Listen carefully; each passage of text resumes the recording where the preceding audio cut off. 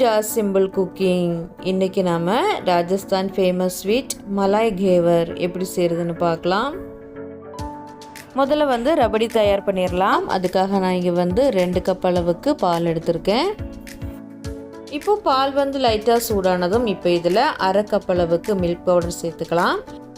பால் ரொம்ப சூடாக இருக்கும்போது மில்க் பவுடர் சேர்த்திங்கன்னா மில்க் பவுடர் கட்டி கட்டியாயிரும். அதனால் லைட் சூடு இருக்கும்போதே நீங்கள் மில்க் பவுடர் சேர்த்து நல்லா மிக்ஸ் பண்ணிக்கோங்க. இது மில்க் பவுடர் சேர்க்காமலேயும் செய்யலாம். நீங்கள் மில்க் பவுடர் சேர்க்காமல் செய்கிறீங்கன்னா 1/2 லிட்டர் பாலுக்கு பதிலாக 1 லிட்டர் பால் எடுத்துக்கோங்க. பாலை நல்லா வற்ற வைக்கணும். மில்க் பவுடர் சேர்த்து செய்யும்போது சீக்கிரமாகவே இது வற்றி ரபடி சீக்கிரமாகவே ரெடி ஆயிரும். இப்போ இது கட்டிகள் எதுவும் இல்லாமல் நல்லா கலந்து விட்டாச்சு. இப்போ இது நல்லா வற்றி வர வரைக்கும் நாம் இதை நல்லா கொதிக்க வச்சிடலாம். இப்போ இது ஓரளவுக்கு நல்லா கெட்டியாக வந்ததும் இப்போ இதில் 1/4 டீஸ்பூன் அளவுக்கு ஏலக்காய் தூள் சேர்த்துடலாம். கூடவே 1 டேபிள் ஸ்பூன் அளவுக்கு சுகர் சேர்த்துக்கோங்க. சுகர் ஆப்ஷனல் தான். ஏன்னா நம்ம மில்க் பவுடர்லேயே நல்லா இனிப்பு இருக்கும். அதனால் அந்த இனிப்பே போதும்னா நீங்கள் சுகர் சேர்த்துக்க தேவையில்லை.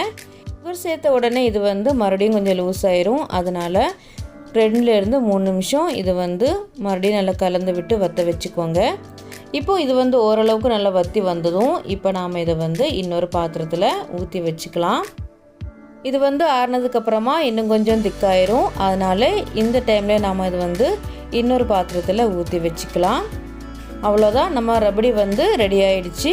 இது இப்போ சைடில் இருக்கட்டும். அதுக்கப்புறமா சுகர் சிரப் ரெடி பண்ணுறதுக்காக நான் ஒரு பாத்திரத்தில் அரை கப் அளவுக்கு சுகர் எடுத்திருக்கேன். கூடவே அரை கப் அளவுக்கு தண்ணி சேர்த்துட்டு நாம் இப்போ ஸ்டவ்வை ஆன் பண்ணிடலாம். இது ஒரு சிறு கம்பி பதம் வர வரைக்கும் நாம் இது நல்லா கொதிக்க வைக்கணும். இப்போ சுகர் நல்லா கொதிச்சுட்டு இப்போ நாம் இது நல்லா கலந்து விட்டுட்டு கையில் வச்சு நாம் இதோட பதம் செக் பண்ணிடலாம். பாருங்கள், ஒரு சிறு கம்பி பதம் வந்துடுச்சு. இப்போ நாம் ஸ்டவ்வை ஆஃப் பண்ணிவிட்டு இது கிறிஸ்டலைஸ் ஆகாமல் இருக்கிறதுக்காக இப்போ இதில் 1 டீஸ்பூன் அளவுக்கு லெமன் ஜூஸ் சேர்த்து இது நல்லா மிக்ஸ் பண்ணி விட்டுடலாம்.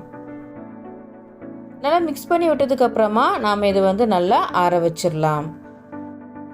அதுக்கப்புறமா நாம் கேவருக்கான பேட்டர் ரெடி பண்ணிடலாம். அதுக்காக நான் இங்கே ஒரு பெரிய பாத்திரத்தில் 3 டேபிள் ஸ்பூன் அளவுக்கு உருக்கின நெய் சேர்த்துருக்கேன். சேர்த்துட்டு இப்போ இதில் ஒரு பெரிய ஐஸ் கட்டியை நெய்க்குள்ளே சேர்த்துட்டு நல்லா மிக்ஸ் பண்ணி விட்டுடலாம். நெய்யும் ஐஸ் கட்டியும் நல்லா ரப் பண்ணிக்கோங்க. நல்லா வெண்ணெய் மாதிரி ஆகிற வரைக்கும் நாம் இதை ரப் பண்ணணும். ஒரு 1லேருந்து 2 நிமிஷம் இது நல்லா ரப் பண்ணிக்கோங்க. பாருங்கள், இது நல்லா வெண்ணெய் மாதிரி வந்துட்டு இப்போ நம்ம ஐஸ் கட்டியை தனியாக எடுத்து வச்சிடலாம். இப்போ இதில் உள்ள தண்ணியை நம்ம வடிகட்டி எடுத்துடலாம். அதுக்கப்புறமா இது ஒரு 2லேருந்து 3 நிமிஷத்துக்கு இது நல்லா மிக்ஸ் பண்ணி விடணும். நல்லா க்ரீமியான டெக்ஸ்சர் வர வரைக்கும் நாம் இதை நல்லா இப்படி நல்லா மிக்ஸ் பண்ணி விட்டுட்டே இருக்கணும். பாருங்கள், இது லைட் எல்லோ கலராகி நல்ல க்ரீமியான டெக்ஸ்சரில் வந்திருக்கு. இப்போ நாம் இதில் மைதா மாவு சேர்த்துக்கலாம். நான் இங்கே 1 கப் அளவுக்கு, அதாவது 130 கிராம் அளவுக்கு மைதா மாவு எடுத்திருக்கேன். மாவை கொஞ்சம் கொஞ்சமாக சேர்த்து இதில் நல்லா மிக்ஸ் பண்ணி விட்டுக்கலாம்.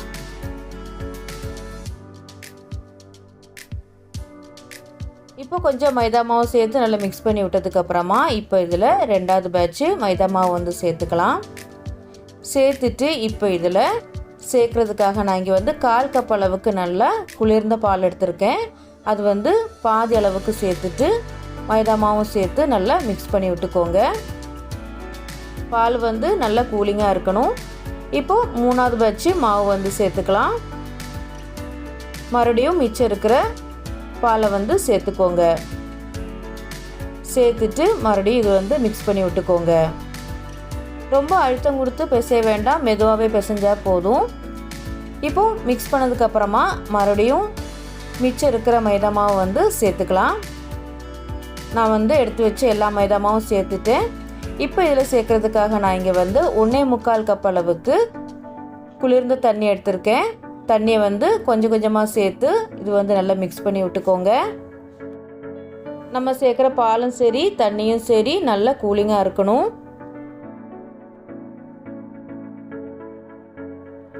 இப்போ மறுபடியும் கொஞ்சம் தண்ணி சேர்த்துக்கலாம். சேர்த்துட்டு நல்லா மிக்ஸ் பண்ணி விட்டுக்கோங்க.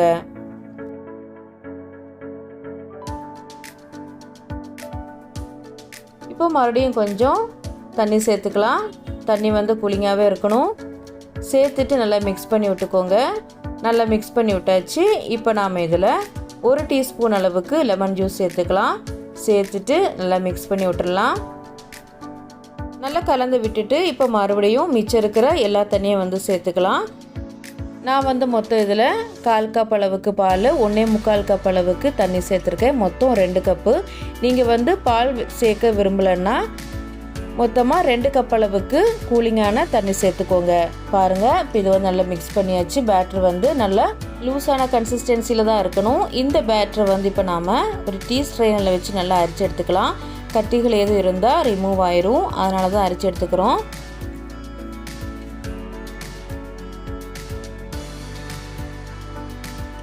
இப்போ பேட்டர் வந்து ரெடியாக இருக்குது. பாருங்கள், இந்த அளவுக்கு நல்ல லூஸான கன்சிஸ்டன்சியில் தான் இருக்கணும். அதுக்கப்புறமா ஒரு பாத்திரத்தில் கொஞ்சம் ஐஸ் க்யூப் சேர்த்துக்கோங்க. கூடவே கொஞ்சமாக சில்டு வாட்டர் சேர்த்துக்கலாம். சேர்த்துட்டு இப்போ இதில் நம்ம ஏற்கனவே ரெடி பண்ணி வச்சுருக்கிற பேட்டரை வந்து இது மேலே வச்சுக்கலாம். ஏன்னா பேட்டர் வந்து நல்லா கூலிங்காகவே தான் இருக்கணும். அதுக்கப்புறமா இது வந்து பொரிச்சு எடுக்கிறதுக்காக நான் இங்கே வந்து ஒரு சோஸ் பேனில் எண்ணெய் ஊற்றி வச்சுருக்கேன். எண்ணெயை வந்து நீங்கள் நல்லா ஹை ஃப்ளேமில் சூடு பண்ணிக்கோங்க. எண்ணெய் வந்து நல்லா சூடானதும் ஃப்ளேமை வந்து மீடியம் டு ஹை வச்சு நாம் இது வந்து நல்லா ஃப்ரை பண்ணி எடுத்துடலாம். இப்போ மாவு வந்து ஒரு கிளாஸில் எடுத்துகிட்டு சூடாக இருக்கிற எண்ணெயில் கொஞ்சம் கொஞ்சமாக ஊற்றி நாம் இதை வந்து நல்லா ஃப்ரை பண்ணி எடுக்கணும். எண்ணெய் வந்து நல்லா சூடாக இருக்கிற மாதிரி பார்த்துக்கோங்க. ஒவ்வொரு தடவையும் நீங்கள் மாவு வந்து ஒரு 2 டேபிள் ஸ்பூன் அளவுக்கு தான் ஊற்றணும். ரொம்ப ஊற்றுனீங்கன்னா இது வந்து பொங்கி கீழே வந்து விழுந்துடும். நாம் இது வந்து ஊற்றும் போதே நடுசில் வந்து சின்ன ஹோல் கணக்காக உழும். அப்படி ஹோல் கணக்காக உழலைன்னா நீங்கள் வந்து ஒரு ரோலிங் பின் இல்லைன்னா ஒரு வுட்டில் உள்ள கரண்டி யூஸ் பண்ணி நீங்கள் வந்து ஹோல் பண்ணிக்கோங்க. இந்த ஹோலில் தான் வந்து நீங்கள் மாவு ஊற்றிக்கிட்டே இருக்கணும். மாவு ஊற்றி நல்லா பபிள்ஸ் வரும். பபிள்ஸ் கொஞ்சம் அடங்கினதுக்கு அப்புறமா தான் நீங்கள் மறுபடியும் மாவு வந்து சேர்த்துக்கணும். அதே மாதிரி மாவு வந்து பக்கத்தில் வச்சு ஊற்றக்கூடாது. கொஞ்சம் ஹைட்டில் வச்சு தான் நீங்கள் வந்து மாவு ஊற்றிக்கணும். உங்களுக்கு வந்து எந்த அளவுக்கு திக்னஸ் வேணுமோ அந்த அளவுக்கு நீங்கள் வந்து மாவு வந்து சேர்த்துக்கோங்க. நான் வந்து ஒரு சின்ன கிளாஸ் அளவுக்கு மாவு எடுத்திருந்தேன். அதுவும் ஃபுல்லாகவே வந்து இதில் சேர்த்துக்கிறேன். நான் வந்து ஒரு கிளாஸ் மாவு வந்து 18 தடவையாக வந்து ஊற்றிருக்கேன். கொஞ்ச நேரம் ஊற்றினதுக்கப்புறமா இந்த மிடில் வந்து சின்ன மாவு கணக்காக வந்து ஃபார்ம் ஆகும். இதை வந்து நாம் வெளியே எடுத்து போட்டுடலாம். இது வந்து மாவு ஊற்றி நல்லா ஃப்ரை ஆகி வர்றதுக்கு கிட்டத்தட்ட 8லேருந்து 9 நிமிஷம் போல் ஆகும். இப்போ நான் எடுத்து வச்சுருந்த ஒரு கிளாஸ் அளவுக்கு மாவையும் வந்து ஊற்றிட்டேன். இப்போ இது வந்து மேலே வந்து கொஞ்சம் வேகாமல் வெள்ளை கலரில் இருக்கும். இது வந்து நல்ல கோல்டன் கலர் வர வரைக்கும் நாம் இது வந்து ஃப்ரை பண்ணிடலாம். பாருங்கள், இப்போ இது வந்து நல்லா ஃப்ரை ஆகி வந்திருக்கு. இப்போ இதில் உள்ள எண்ணெயை வந்து வடிகட்டுறதுக்காக ஒரு வயர் ராக் இல்லைன்னா இந்த மாதிரியான பாத்திரத்தில் போட்டு வச்சிடலாம். எண்ணெய் வந்து நல்லா வடியட்டும். இப்போது நான் வந்து எல்லா மாவுலேயும் வந்து இதே மாதிரி கேவர் பண்ணி ரெடி பண்ணி வச்சுருக்கேன். நான் வந்து மொத்தம் 4 பண்ணியிருக்கேன். இது வந்து கொஞ்சம் திக்னஸில் தான் இருக்கும். நீங்கள் வந்து கொஞ்சம் மெலிசாக பண்ணிங்கன்னா 6 போல் கிடைக்கும். நல்லா தேன் கூடு மாதிரி இருக்கணும். இதுதான் இதோட டெக்ஸ்சர். ஒன்று பிச்சு காமிக்கிறேன் பாருங்கள். இது வந்து நல்லா கிறிஸ்பியாக வந்திருக்கு. இப்போது ஒவ்வொரு கேவர் மேலேயும் நாம் வந்து ரெடி பண்ணி வச்சுருக்கிற சுகர் சிரப்பும் அதுக்கப்புறமா ரபடியும் வந்து சேர்த்துக்கலாம். உங்களுக்கு எந்த அளவுக்கு இனிப்பு தேவையோ அந்த அளவுக்கு நீங்கள் வந்து சுகர் சிரப் சேர்த்துக்கோங்க.